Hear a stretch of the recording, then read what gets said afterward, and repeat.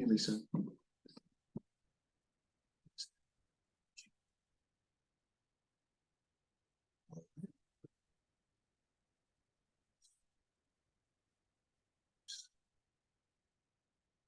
Well, good morning, everybody. This is Jomo Stewart here at the Fairbanks Economic Development Corporation. It is October 3rd, Municipal Election Day 2023, and we're here for the reconvene of the Energy for All Alaska Task Force. We've got a nice summer and fall break, and we're getting back to business. So our guests today are representatives from the University of Alaska, here to discuss critical minerals and core CM. And so let me share screen. Let's see. And we'll get the show on the road. All right, Mike, can you confirm that you can see the PowerPoint? Or anyone? Confirmed. Perfect. All right. Well, I will. Yep. I'll go ahead and pass it over. Please, gentlemen. All right. Oh, I'll start with one. We have a special guest this morning. Mayor Welch has joined us. And the intrepid Mrs. Slaba, my military project manager. All right, sir. The floor is yours. Good morning, ladies and gentlemen. Thank you. Yeah, that's great. Hi, everybody. My name is Brent. I'm with the University of Alaska Fairbanks, and with me is Dave Szumigala, who everybody lovingly knows as Zoom, and it causes a big confusion on our web. So when he writes Zoom at the bottom of his notes, using Zoom, but still, that's all right. At any rate, it's a partnership between the University of Alaska Fairbanks and the State Geological Survey. Zooms with the State Geological Survey. The project is funded by the Department of Energy. And so, of course, we have a disclaimer that says, even though it's funded by the Department of Energy, everything I say does not represent the Department of Energy. I want to back up just a little bit. Core CM stands for carbon ore, rare earths, and critical minerals. And the Department of Energy set up 13 centers around the United States to develop the carbon ore, rare earth, and critical mineral prospects within their basins. Notice I say basins. So the other 12 are focused on a very small geological area. So, for example, the University of North Dakota is focused on the Williston Basin. University of Wyoming is focused on the thank you, Powder River Basin. Suddenly peons came to mind, but that wasn't right. Utah is the Uinta Basin, and so on and so forth. And we always laughed in the funding opportunity announcement. They have the Alaska Basin of Interest. Of course, there is no Alaska Basin. We're the state of Alaska. So we're the only regional type program in the portfolio that the Department of Energy has. And as such, that makes our job a little bit tougher. So the vision here is to bring Alaska's carbon ore, rare earth, and critical mineral potential into perspective. And the first thing is just understand what we have. What's the potential Alaska has to contribute to the nation? And then the mission of it all is to establish an industry in Alaska. That's ultimately where we're headed. We're going to lay out a 10-year plan, try to be one of the first to produce rare earths and critical minerals in this state, as opposed to the others. There is a competition. As I said, there's 13 of these core CM centers set up around the country. In the spring or summer of next year, Department of Energy is going to down select to 8. So 8 will move on, unless they make some changes. And they've got some requests for information out on the street that, if you read between the lines, suggests that they might be moving everybody to a regional approach. We're already there, so that kind of helps us a little bit. So to sort of share the Alaska potential here, Well, if I may, over to Zoom. Can we start with just a definition of, you say carbon ore, rare earths, and critical minerals? So that's a little narrower band than say just general critical rare earths, say other hard rocks. Well, it is actually, when it started, the Department of Energy was focused on saving the coal industry, if you will. And so the idea was to co-produce rare earths and critical minerals with coal, hence carbon ore, because that's better sounding than coal. So, but graphite and graphite 1 certainly qualifies. That's a carbon ore as well. Well, about 6 months in, after the award, the Department of Energy expanded our scope to include hard rock mines. So we are no longer limited to looking at just coal resources or resources co-located with carbon ore. And hence we started outreach efforts to the hard rock mines as well. I think everybody that works in rare earths and critical minerals understands that the first production is going to be from an established mine that is already operating, that already has the infrastructure in place, that has already paid for the roads and paid for all the connections, paid for the equipment. And so just by making changes to their processing, perhaps they can generate rare earths and critical minerals as a bonus. Now, having said all of that, we're working very closely with Szumigala coal mine, and I'll get more into some of our future plans down the road. Which is, of course, for us, a very close, very proximate operating mine. Right, yeah, and they're wonderful partners with us, and their commitment to the city of Healy and to their workers and to the interior is just amazing. And yeah, we need to do everything we can to support those guys. Absolutely. Thanks. But part of that perspective is also with the other regions having to deal with just coal basins and energy bases. We are at an advantage already because we're looking at a regional approach, which includes all of Alaska. So we've already started thinking about things beyond just the coal, energy, and waste oils from oil, that sort of thing. We're already looking at hard rock. I think we're at an advantage compared to the other regions because we included the hard rock mining industry already. So A good reminder then too, before we move on, again, this is for all of our benefits. So if anyone else has questions, please know, just go ahead and as I still have my other screen down, so it's hard to monitor the chat or see raised hands. So again, if you have a question, just go ahead and take yourself off mute, fire away. Okay, thanks guys. So as far as this slide talking about mineral potential, what we see here are what's identified as the 50 critical minerals, or elements and minerals. But what we've highlighted is in blue, what's our potential for the future, which is almost all of them. There's very few on the list that Alaska cannot potentially provide. And we have current production of some of these minerals already, such as zinc and germanium in the past, and those are shown in red. In green are things that we had in the past. And so things like we have had graphite production back in the past during the gold days when Nome was first established. We look at that as one of the bright spots for the future. Things like antimony, chromium, tin, barite, platinum, tungsten have been produced in the past, depending on different eras of the state and the country needs. They have been provided from here, and they can produce in the future. So we think Alaska is very well positioned because we believe we are America's storehouse of minerals, and we have all of these critical elements and minerals that are needed for the needs of the country. And so we're going to look at those. I think you just click. Okay, so as far as where these things are being produced right now, and kind of a map of where some of the potential sites are that we know of right now. Zinc, the world's largest producer, is the Red Dog Mine in Northwest Alaska.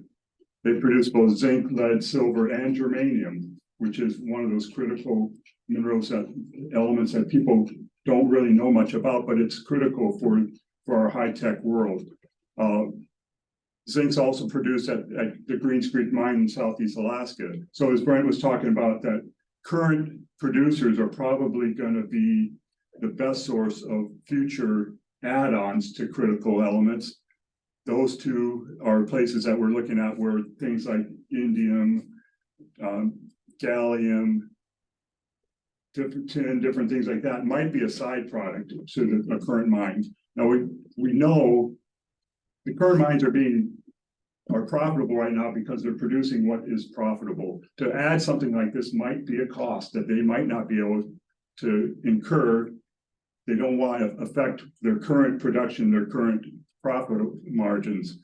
but they're looking into it. We had interest in the stakeholder meeting we had recently from some of those producers talking about, well, they're looking at what would it take to add on some of these elements that are needed. But we also have projects that aren't being produced right now that are looking at specifically at these critical minerals, like Graphite 1 near Nome, looking at the graphite potential. Ucore down in Southeast Alaska, where there was uranium produced back in the 50s and 60s. Now they're looking at the rare earth elements that are potential down there. And as I mentioned, Greens Creek Mine and Red Dog Mine are current producers that can look at that. There's also some of these things that are listed are exploration projects where they're not, it's going to be, they have a long front in front of them trying to get to that stage where they can actually operate. It's going to take a lot of capital. It's going to take more research and development before they can get to that site. But we have a lot of opportunity there. The challenges are the challenges for any industry in Alaska is what are the energy costs? What's the infrastructure? How do we get things in and out of these sort of sites? And so those have to be looked at on a case-by-case scenario. But at least the potential is there in Alaska. So when we talk about, again, these critical and rare earths, I mean, it's a slight misnomer. And that there's lots of these materials, it's just they're in extremely low concentrations for many of them. Is that fair? In general, the elements that are considered critical elements are not a primary product from any mine. So right, things like zinc is one of those rare exceptions where that's a primary product, but things like gallium, germanium, indium, they're not, there's generally not a mine that says I'm a germanium producer. It's a secondary product. That's one thing. And then yes, they are not in large concentrations, and there's a challenge there of how does one refine them out of the ore.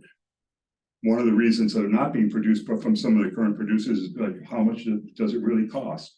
It costs a lot of money to find a technique that might work, and then how much does it cost to actually add that on to the stream that they already have to try to make a profit. And then a third thing that we can't really address as research into that is who do you sell it to? Something like rare earth elements are pretty much a small, very small system to where the market decides what the price is and the market decides who they're going to buy from. So how do you break into that? And the market's controlled by China. Right now, the market's controlled by China, which can change the price anytime they want. If they can drive a producer out of business by saying, well, the price now is only $1 when it was $2,000 last week. That's the challenge right now. But that's beyond our scope of what we can control. Especially anyone in Alaska really can't control that. That's more of a national sort of deal. Yeah, if we could elaborate on that a little bit, though, just that very issue of market that we're talking about is why the United States is doing, as they call it, an all-of-government approach to try to get this industry up and going. There was several years ago, there was a fishing dispute between Japan and China just said to Japan, okay, we're cutting off one of these minerals. I can't remember where elements, I don't remember which one. And it was a shot across the bow. I mean, that whole sector of their industry was like, oh my gosh. And so the United States took notice of that, and the whole world took notice of that. And that's why you see this emphasis in the United States now to get our own production ramped up. But even if we're able to produce a lot of this stuff, the separations, as Zoom was saying, is technically challenging and fraught with environmental concerns, so that our regulations typically don't even allow us to process those elements in this country. So even if you produce this stuff here, you're still shipping it to China where they don't have the environmental regulations for the processing, and then we're importing it back. So we're basically starting from scratch as a nation and how to get this going. And this is, again, the process, what we hope to see here in Alaska is us tackling the entire value chain.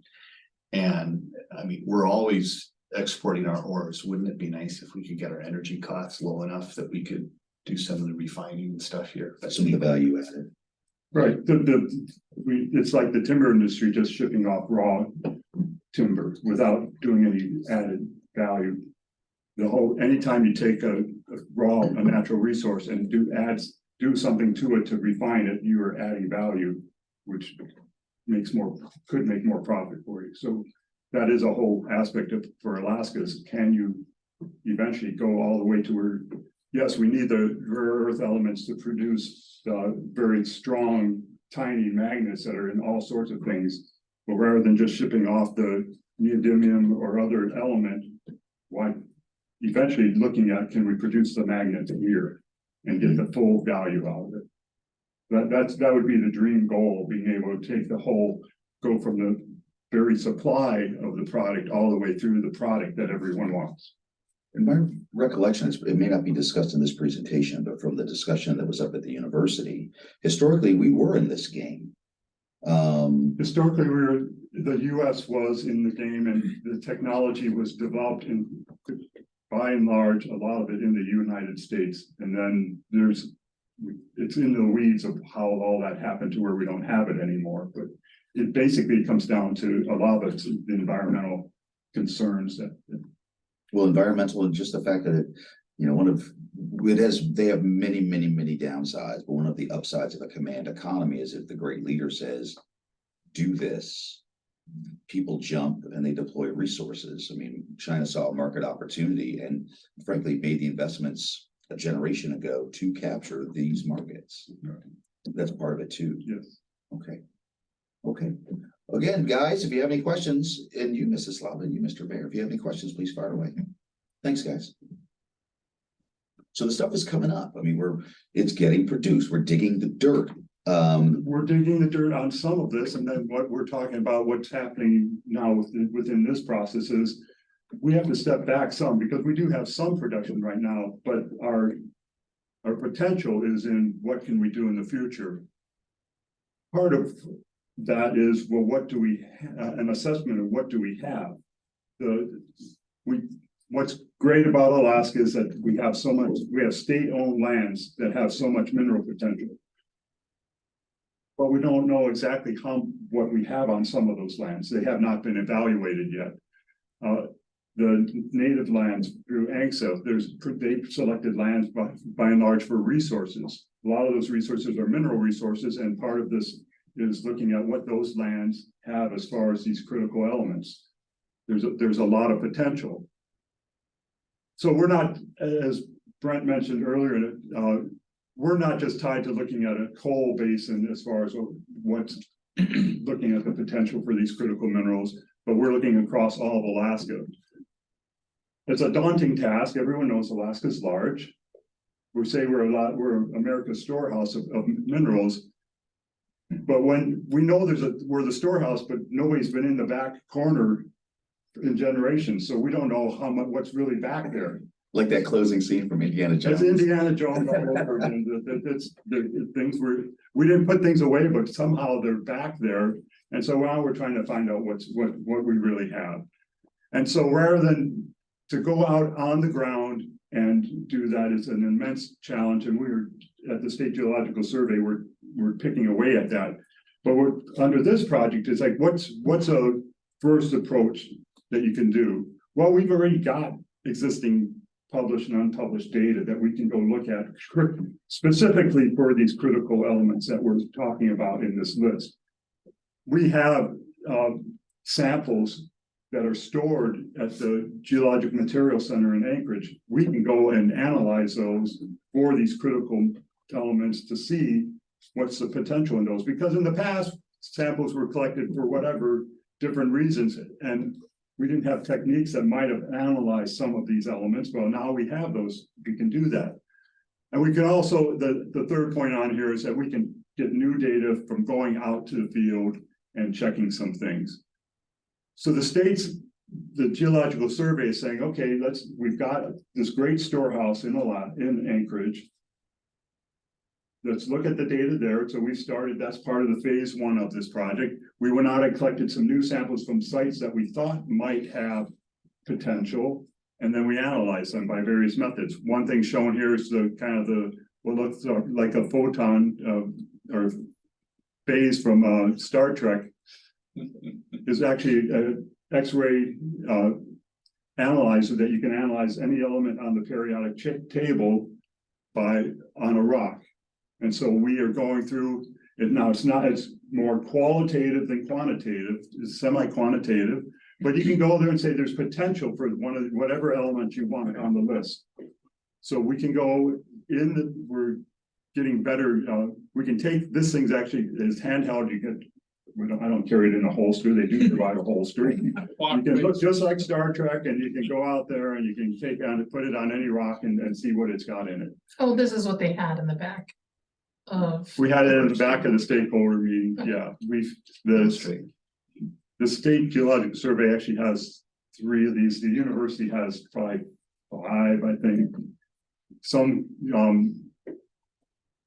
Tower Minerals had like 20 when they were looking at Live and Good, when it was really going heavy on it because they were looking for a specific element. They're great, they're pretty robust, but they give you an instant answer rather than sending something to a lab that might take a month or 2 months to get a report on. And that's very quantitative. We need that eventually, but for a first pass, using something like that works great. So that's part of this process here. So as I mentioned, the Geological Material Center in Anchorage, we've got, we know what's in there. This isn't the Indiana Jones sort of thing. This has all been cataloged. We're actively filling it up.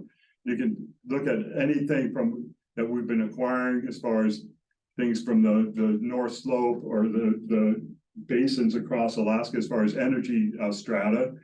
You can also look, there's mineral occurrences from across the state that we've got the drill holes from. We've got samples that the State Department of Natural Resources have been collecting, as well as the BLM, the USGS, and National Park Service. There's all sorts of samples stored there, and so we can go and pull those and analyze them with this non-destructive techniques. Okay, we have a question for Mr. Music. Yeah, go ahead, Mike. Yeah, David, do you record the temperature in these holes? And also, how deep are you going on some of them? That's a variable that's depending on what the hole is being drilled for. On a mineral project, we never record temperature.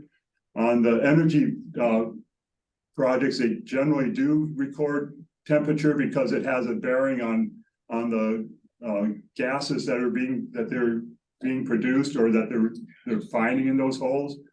Some holes are specifically drilled through permafrost.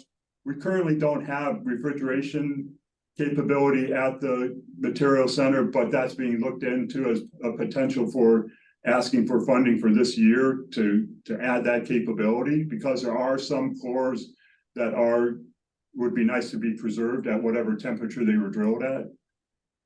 Does that answer what?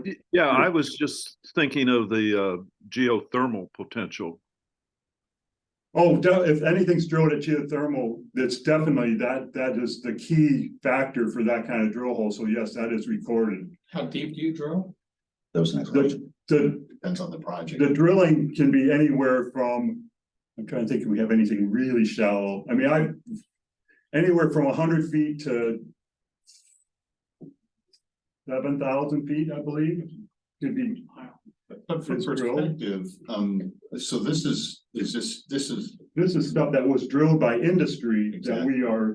that we are realized was a valuable resource that was not being kept. In some cases, with things were being dumped on the ground after a project had been dormant for a certain amount of years. So the Geological Material Center was a concept that was implemented to try to save that. This represents, I don't have that number, I can't remember. Let's say in the almost $10 billion worth of drilling. So you can either throw this on the ground and say the $10 billion were invested and you don't have anything anymore, or you try to save this sort of stuff and you're preserving that value by not having to drill that hole again or collect that sample again.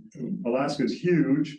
A helicopter costs you somewhere like $3,000 an hour. And most of these places you have to get to a helicopter that's not on a road. And so just getting someplace costs a lot of money, let alone collecting the sample and then getting it back out.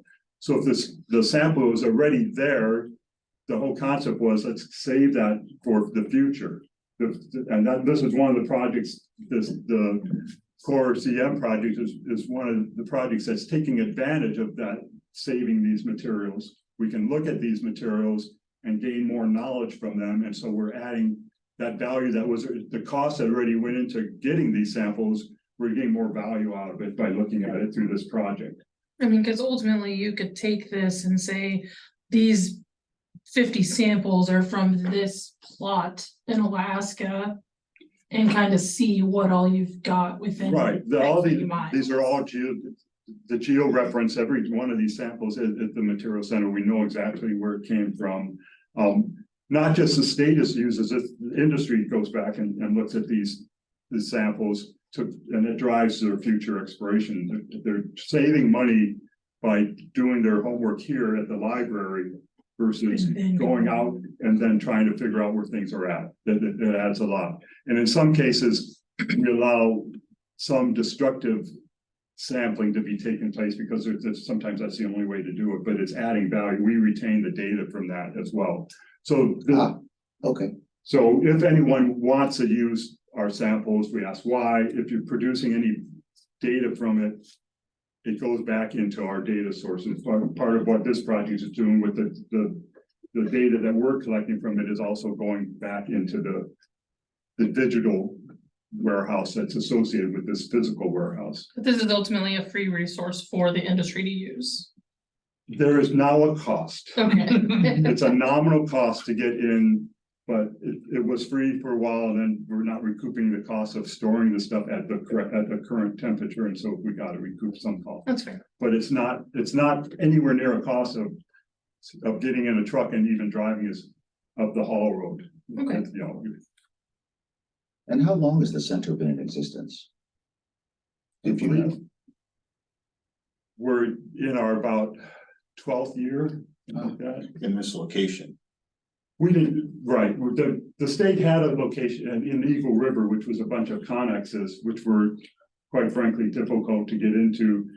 And that was more an Indiana Jones type of approach because the curator knew where most things were, but not everything. But if he wasn't there, then no one else knew where it was. Now with modern technology and with a modern center, you can ask for any sample. In fact, you can go online and ask for a sample and you can tell whether it's there or not. You might not know exactly what shelf, but if you say you want this X sample, the staff has a database that says we know exactly where that is. And so it's much easier to access, and it's grown exponentially because of that. And how far back in time do your samples go? And I don't mean geologically, I mean. Millions of years. And yeah, I don't mean geologically, but you know, do we have samples from, say, the 30s, from the 50s, from? There wasn't a whole lot of exploration, I mean, the systematic exploration in the 30s. I mean, there were prospectors obviously going out looking for gold and all that. We have samples. The earliest I've used a sample was 1948. Okay. So the USGS, while they at post World War II, when we were producing topographic, you know, we didn't have topographic maps for most of the state before that. When they started doing that big science studies and starting to look at, and the search for uranium was going on post World War II, a lot of federal money was invested. That's when we started doing a lot of the systematic sampling on the government level, and that's when what we have data from. Okay. We're still finding things at the university. There's a number of connexes that we are currently looking at. We have a project where we're going to take that data, take the samples that we have, catalog them correctly, and then they're going to be going to this. So the same sort of thing. There's a number of drill holes out in the woods across Alaska. It costs a lot to get them back out, but at sometimes, some specific instances, it's worth bringing them back in and then restoring them. So a lot of times you'll go out to these exploration sites and you'll see the cores in their crates. And when the project's over, just what Zoom said, they'll just leave them there because it's so expensive to get them out. And so salvaging that stuff and putting it into the databases a tremendous asset. And if you get a chance to be in Anchorage and go through this facility, it's well worth taking a tour if you can swing it. Okay, thank you. That's it. That's it. So yeah, it's a great facility. And our first stakeholder meeting we held there as a kickoff, just to sort of show it. It's an old Sam's Club facility, so it's gigantic. Oh, lots of space. Lots of We're space. down to our last It up. 15% of space though. It sounds so large when you say it that way. Well, they have to go up. We're up, but yeah, we're to the point of what do we do next? Mhm. And It took a lot of money to get, obviously, to get something like that funded. But we had examples like in Texas has a world-class core facility, and that was the model for Alaska, and I think we're pretty close to what they have down there now. This is the state, if not a national treasure, what's in there. Yes. And just an example of how we're using the databases. We aren't doing this so much with the GMC because we have the DGGS that are looking at that. But we have a student that's using machine learning and automated techniques to go through the DEC database. Because a lot of what the DEC has listed as waste is actually waste because it contains critical elements and minerals. So somebody else's waste is somebody else's treasures, right? Now, of course, there's lots of issues about, do you really want to start disturbing that when it's got equilibrium with the environment already? And, once you touch that, you start assuming all the environmental liability. So, I mean, there's a lot of reasons just to let it go and not touch it, but at least we know it's there. And, we're finding some really kind of fascinating things just going through the DEC database. As a matter of fact. Well, we're kind of back to the project. The Basinal Assessment is a huge part of the project, and we're really glad to be partnered with DGGS on this. We're nearing the end of our phase 1, which ends in February 2024. We've got about $2.5 million that we spent. Phase 1 is aimed at just making plans. And we're doing some stuff, and the state actually has stepped up and provided about $7.5 million to the university to support getting into the critical minerals industry as well. So there's kind of a parallel effort with the core CM that the state is that the university is undertaking.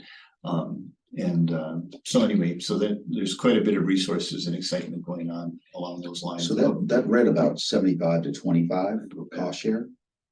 We're doing about 80%. It's DOE is 80%. We're doing 20% cost share. Okay. Yeah. And that cost share is coming from industry, like DGGS matched. All of our industry partners are matching. The university researchers, 20% of their salary is matching. So there's a number of ways that we're doing that. So as Zoom was kind of pointing out, there's all these different mines. So where is our rare earth elements coming from in the future? So this is a great report that Bob Loeffler and Brent Watson down at ICER put together. And they're part of our team too. And they did this work independent of core CM, but we're doing a lot with it. One of the things that we had committed to the Department of Energy when we put our proposal in was to do a priority matrix. Where should we focus our efforts, right? So once I learned about Bob's and Brett's efforts, we just set aside our own effort and we adopted their work because they've already done this. They've gone through, looked at the databases in the state of Alaska for the permitting that's going on, the mining related permitting, all the way from initial exploration to opening your mine and getting it going. And this is their work, this is their assessment. So for example, they identified 55 projects that have permits to do initial exploration. That's just sort of like get out on the land. I don't know, in the oil industry, you'd be doing seismic. I don't know what you do in the mining. I'm still learning the mining industry. Hole. You dig a hole, all right. So they've got permits to do that sort of stuff. 21 projects with inferred resources. They kind of have an idea of what's there, and you kind of work your way up this pyramid until you get to operating things. Now, just a note of caution, just because you've got 21 projects in the moderate exploration phase, that doesn't automatically mean that they move up to the 16 project category with significant exploration. They could die right there at any initial exploration. Those 55 projects, 2 could go on. You just don't know, right? It's kind of where you're at. So projects don't automatically progress up this chain. There's go, no-go decision gates at each of these levels until you get to the operating mines category. So we took their work and we simplified it for our purposes because we have a lot of tasks that we have to get into that I'll look at. So we put these, I don't know if it was you that helped me write this? Yeah. So we've written lots of stuff. So somewhere out of our team, we came up with simplifying Loeffler and Watson's pyramid, and we just put things as likely sources of rare earth elements or operating mines. Somewhat likely, those are projects in permitting or with an economic report that would be like a UCOR or somebody else. Time-wise, we're looking at, maybe 10 to 20 years out for the somewhat likely category. You might see some rare earth element production. And then underexplored, that's like anybody's guess. You don't know if you'll ever get anything out of that. So keep these three categories in mind: likely, somewhat likely, and underexplored, because this is the list of tasks and ultimately our deliverables to the Department of Energy. And task number 2, which we spent a lot of time on, is the Basinal Assessments. So our Basinal Assessments was likely, somewhat likely, underexplored. What's the potential there? Our waste stream reuse, we've got to come up with a plan for the Department of Energy on how we're going to either reuse the waste stream or minimize the waste stream. And that's going to look entirely different for an operating mine that's already generating waste, already has tailing piles. So our kind of initial approach is to examine and understand what's in their tailings, and then go back and look at work with that mine to look at the processing that they're doing. Maybe we add another mill, maybe we add some other technique, and we try to get that critical mineral out of the ore before it hits the tailings pile. That's probably more economical than going in and disturbing that tailings pile, but it kind of depends on what's there and what the mine wants to do. And then, of course, if you're a somewhat likely mine, they aren't generating a waste stream yet. So, okay, what's the likely waste going to be? How can we deal with that? So the same thing: infrastructure, industries, and businesses. What you need for infrastructure for an operating mine to get them into this rare earth elements business is going to be different than a developing mine. And that's, of course, the big challenge in Alaska is anytime you start a project, they have to be large enough to carry the cost of the roads, the bridges, man camps if they're far enough away. So, it's a big lift. That's yet another reason that you don't necessarily expect to see a rare earth or critical minerals mine carry the whole economic load of being developed. Technology assessment, development, and field testing. Ultimately, we want to demonstrate that we are producing rare earth elements or critical minerals in Alaska, and that will mean a field test at some point. We're already talking a little bit with Geophysical about what that might look like in phase 2.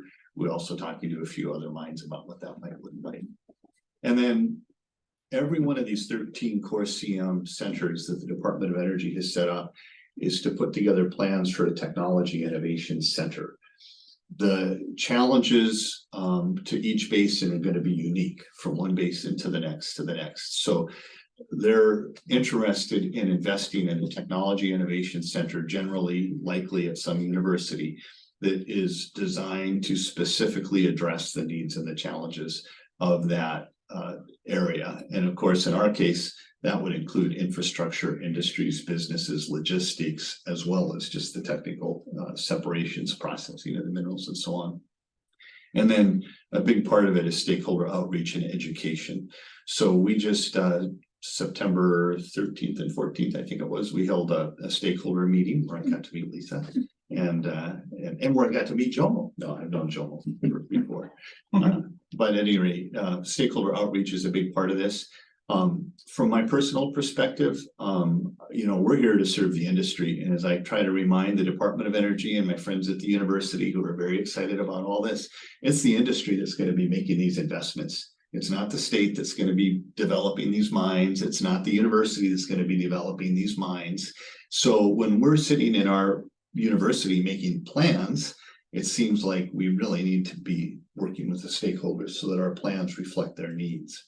And kind of a measure that I always have, it's one thing for us to get government funding, okay, that's all well and good.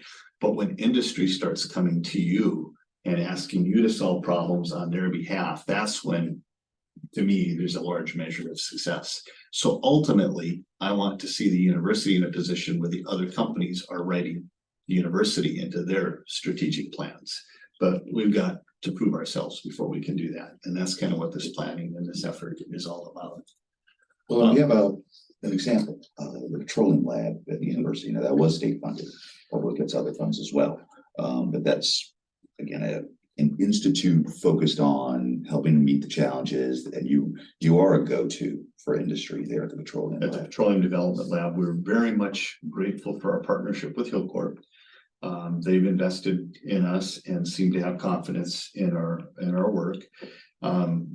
And in that case, it's kind of a necessity because under this administration, the federal government has prohibited funding any oil or natural gas resources. So if you want to continue your effort, your only source of funding is going to be either the state government or industry. And we've been fortunate that the state government is, so this is a little tangent, but we just completed a $10 million polymer flood project on the North Slope that was wildly successful. And it tripled the ultimate recovery in one particular reservoir up on the North Slope. From, you would have normally gotten like less than 5%. Now you're getting, 15 to 20% of the ultimate. It's a very challenging reservoir. And to me, so pardon my rabbit trail here, there's a whole class of oil up on the North Slope that's heavy, very difficult to get after, but you drill right through it on your way to this light sweet stuff. So if we can develop the technology to get after that heavy oil, you don't need new gravel pads, you don't need new roads, you don't need to expand your footprint, you're already using the existing pipelines. All the infrastructure is in place. We just don't have the technology to get after that particular oil. And that reserve is another 17 billion barrels of oil. So it's everything that we put through the pipeline already sitting there. And we've got to get after it now because it's very thick, it's hard to transport.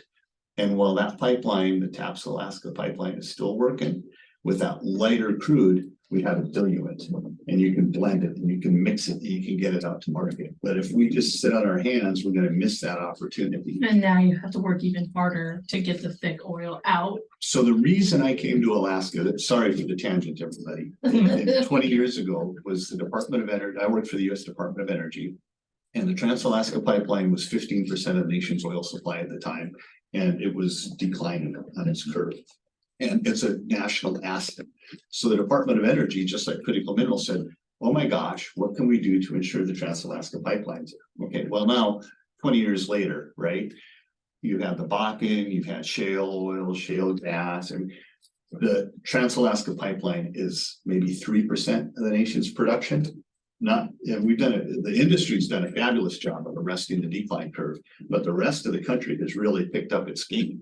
And so my question to Alaska, my challenge to Alaska is if that Trans-Alaska pipeline goes down, who's going to notice?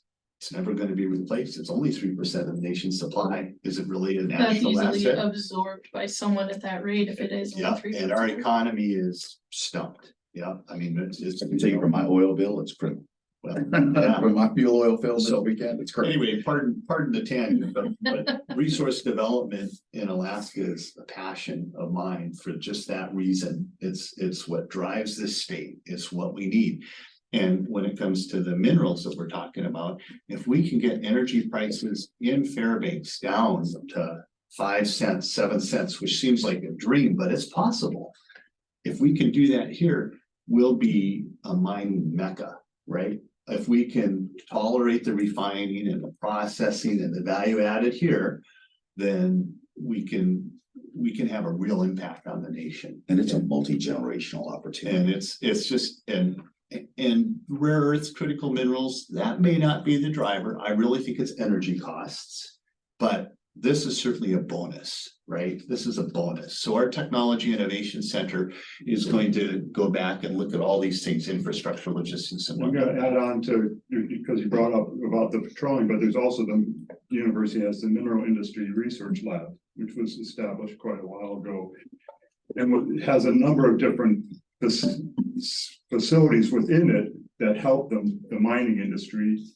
For example, when Pogo was first starting, and we talked earlier about how it takes so long sometimes to get a lab to produce a result, they had to know, was ore, does it go on this pile or this pile, depending on how much arsenic was in it.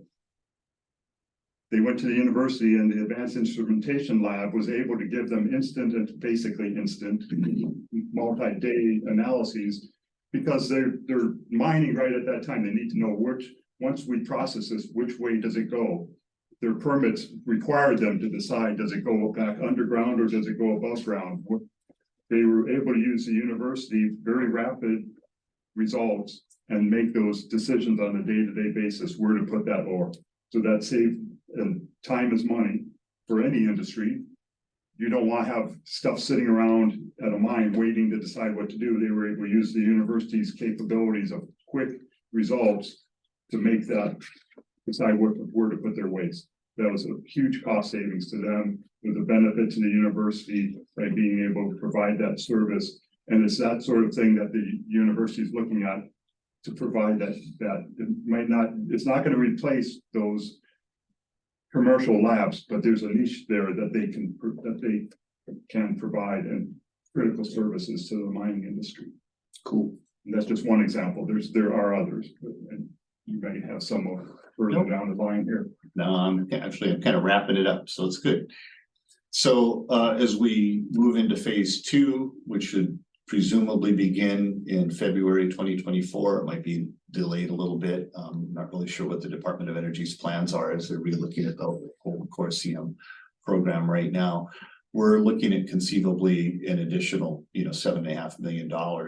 That's from the Department of Energy, and then our 20% match. That's a pretty heavy lift, $2 million of match, but that gives us a total of $9 million over 3 years to implement our plans, right?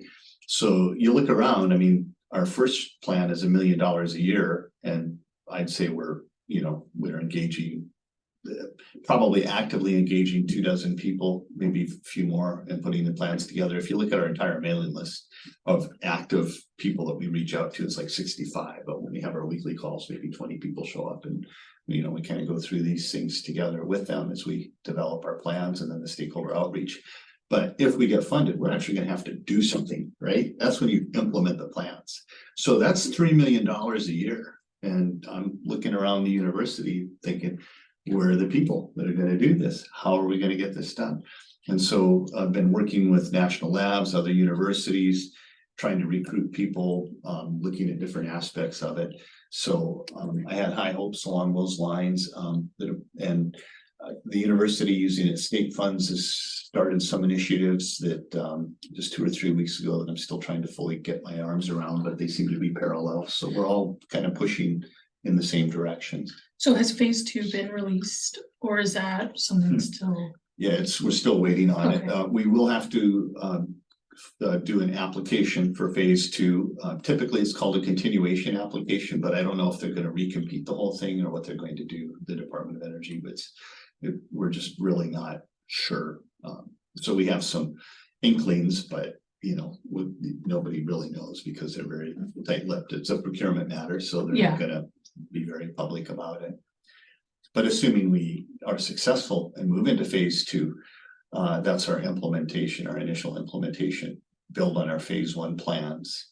And then a big component of phase 2 is to do a field validation of our tests, of our assumptions, of our work. So that's where we start talking to folks like you said, like coal, like what can we do out there in your area? And they've done some coring of areas that probably they wouldn't have cored if it weren't for this Corsium program. And they did it at their own expense because they want to see what the rare earth element potential is there.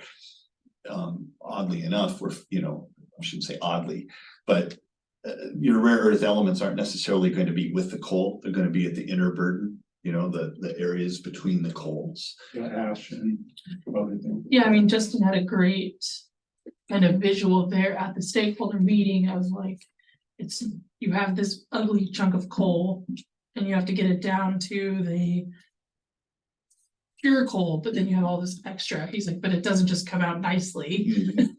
So I thought that was a great picture for people to see. Yeah. Well, a lot of where the rare earth elements are is in the usability coal or in any coal field actually is areas where they're not necessarily going to mine because it doesn't have a BTU value. So they're leaving that there. But so what we're talking about doing and what we formed some partnerships with some private sector companies is selective mining. You can go in and mine a 4-inch layer, right? Mhm. So instead of bringing down a whole wall, like they do the blasting and boom, all that comes out, and then they sort the coal out of the ash and all that stuff, right? So in this case, you come through with a stripper and you just take 4 inches off. Now, instead of a whole wall of material where you're sorting through and looking for your rare earth elements, you're starting with a much smaller volume. Yeah. And as Dr. Ganguly said at the stakeholder meeting, and I've heard him say it before, it's a great analogy. And as Jomo pointed out early on, rare earths, critical minerals, they really are everywhere. They're just low concentrations.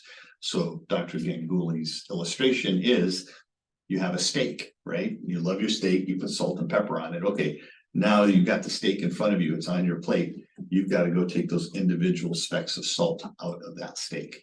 And that's the challenge that you have with processing these rare earth elements. And that's what makes it a research project. Yeah. And the mineralogy that holds those elements to the ore is going to be different depending on how it's deposited. It's, and a whole bunch of stuff the Zoom can explain that I can't understand.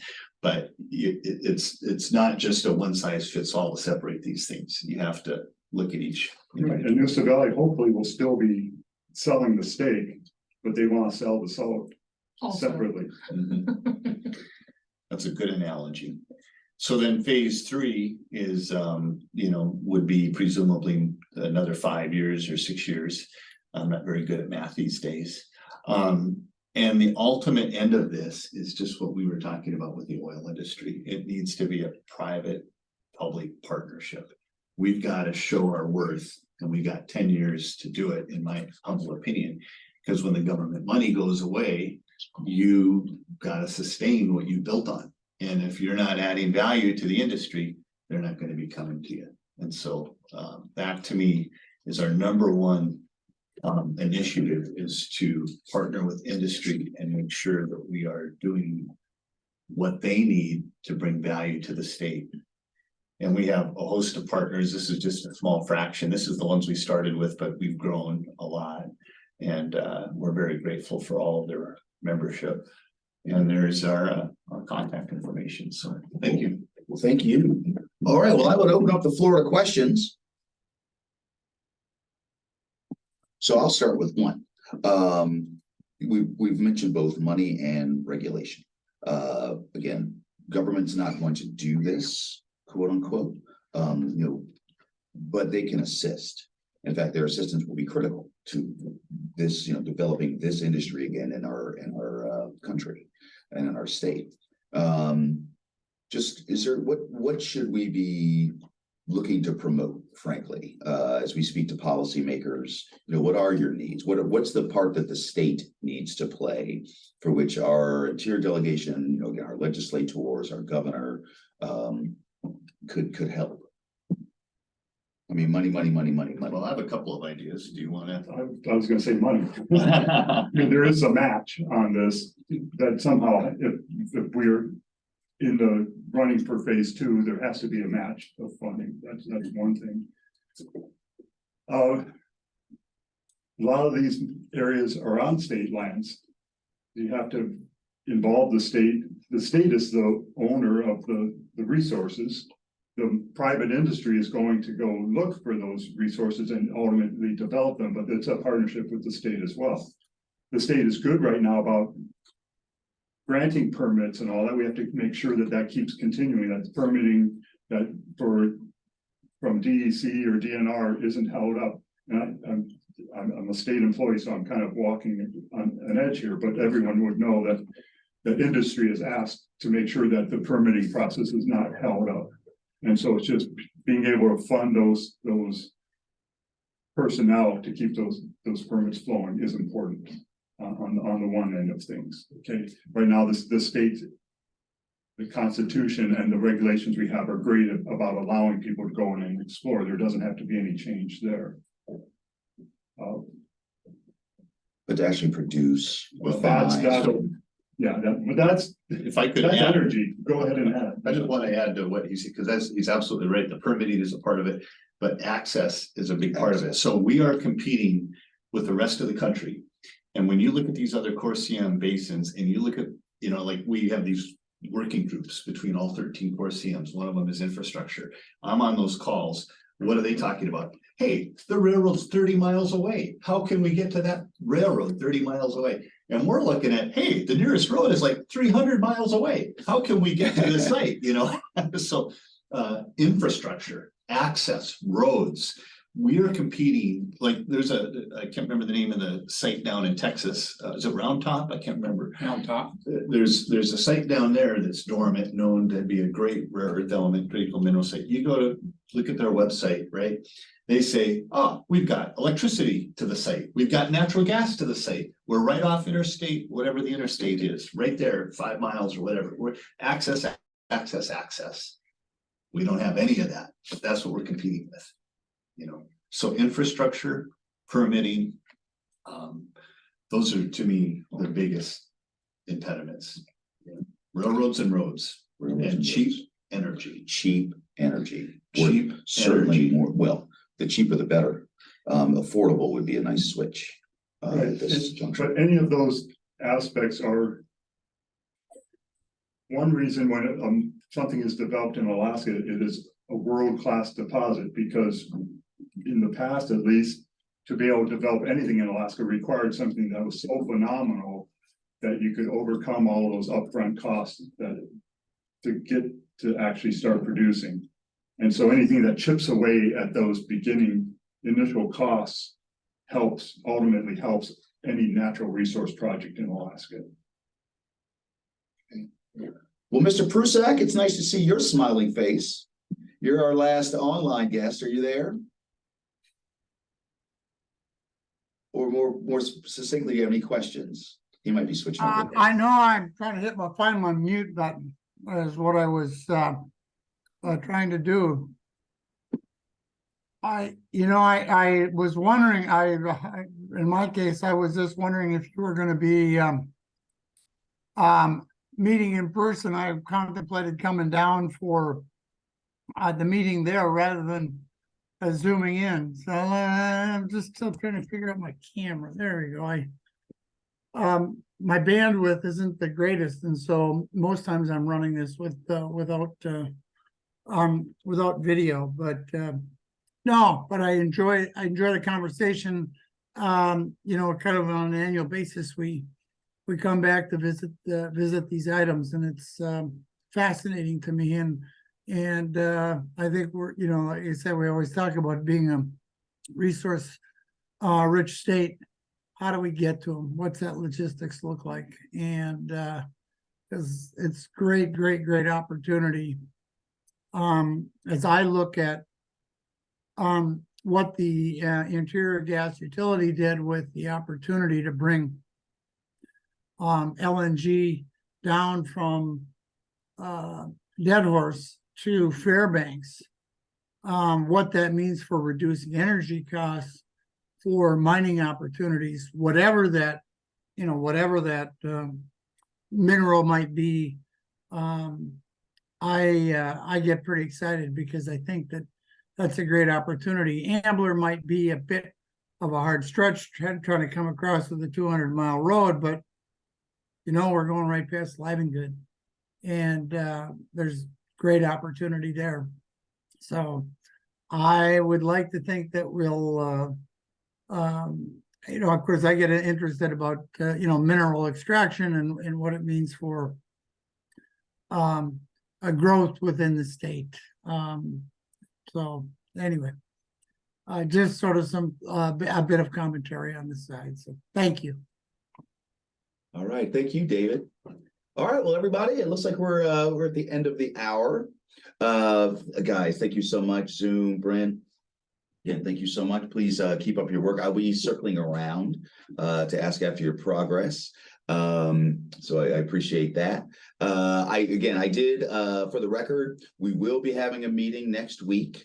I have reached out to and secured Graphite One. They're actually one of the projects that we had listed right there on the map. And so just to have an update or briefing, really, because this is the first time, but a briefing from Graphite One. And another item that I'm trying to put together just for everyone's edification. Remember, there was that recent announcement for the vendor selection for Eielson's microreactor. And so I am trying to put together a nice little suite of presentations on that item. I'm trying to pull it together. We'll see what that looks like, but just know that I'm working on that.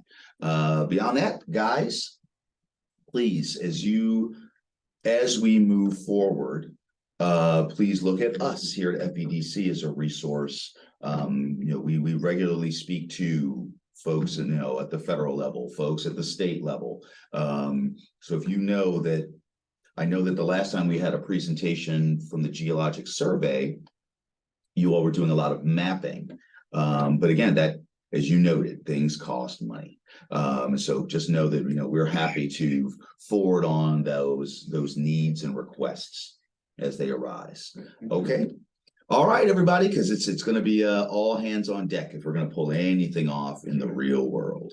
All right. Well, everybody, thank you so much. Have a great rest of your day, a great rest of your week. Get your happy butts out there and exercise the franchise, and we will see you next week.